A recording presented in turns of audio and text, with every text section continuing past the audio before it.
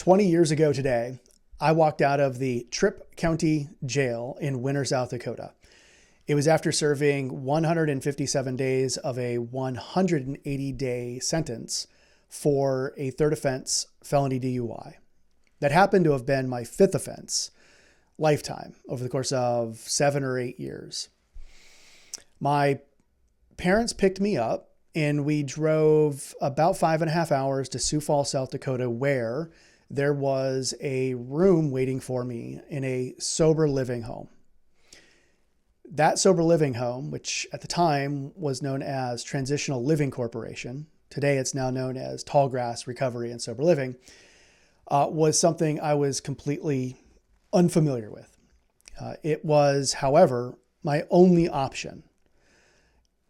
It allowed me not only just to get out of jail early because it gave me a path towards an actual opportunity to reset my life, but it was a place for 6 months, really, to reset and reframe everything I had kind of knew about myself and my life at that time.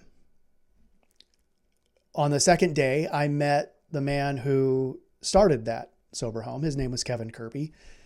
He, along with a lot of others in the community of Sioux Falls and the 12-step community, opened up a lot of opportunities and doors and helped me figure out how to be diligent and intentional with what I was doing, but also understand that risks would have to be taken. That if I was really wanting to do something different with me, I couldn't just continue to take the easy path. I'd have to take the path that maybe was right in front of me and maybe required something more.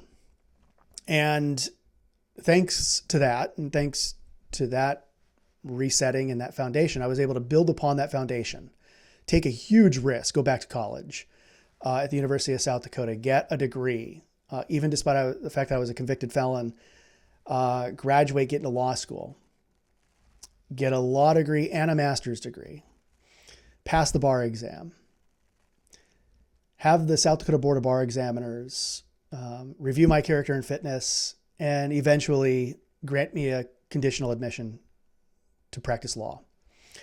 Some 8 years after showing up to that sober home on this day 20 years ago, I was able to go back to the same courtroom with the same judge who sentenced me and to swear me in as a lawyer in the state of South Dakota. It's a remarkable journey. And it gets even more remarkable because even at that very moment when I was being sworn in, I had just started to go to work for that same guy, Kevin, who started the sober home, who now had started a place called Face It Together. And it became my job to help figure out how to build that peer coaching practice and work with a wonderful team of just incredibly smart, brilliant people to do something that was different. And part of my job was to figure out, well, how do we measure our success in this practice? And the Recovery Capital Index became the output of that. And 7 years later of introducing the Recovery Capital Index into our practice and then even into the world, outside world, Commonly Well was born in 2020. Now, over the course of the last 5 years, it was never our intention, specifically in business speak, to have recovery housing or sober living as part of our ideal customer profile. I don't know why. Obviously, I have a very deep connection to that. And that's why I'm talking about it here today. But it just didn't seem like a really decent fit. However, we did serve the RCI for Tallgrass for a little while, and that was really gratifying. Now, in the last year and a half or so, opportunity, just like as I was sitting in that sober home, not really waiting for something to come to me, but just putting one foot in front of the other and seeing what did come to me as I moved forward, a lot of different states and a lot of different other sober living and recovery housing organizations did come to us because measuring recovery capital, developing recovery capital in sober living is a NAR requirement, a standard. And so we fit into that component.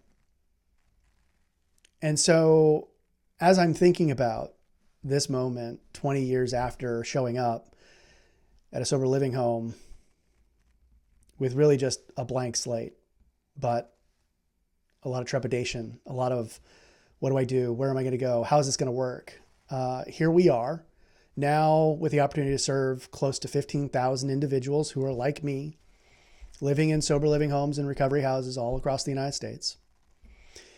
And so we've now made a decision at Commonly Well to try to serve that population and those folks doing that work like Kevin was doing with those homes, and now John Somervold and the team in Sioux Falls at Tallgrass are doing, to be able to try to serve that group more intentionally.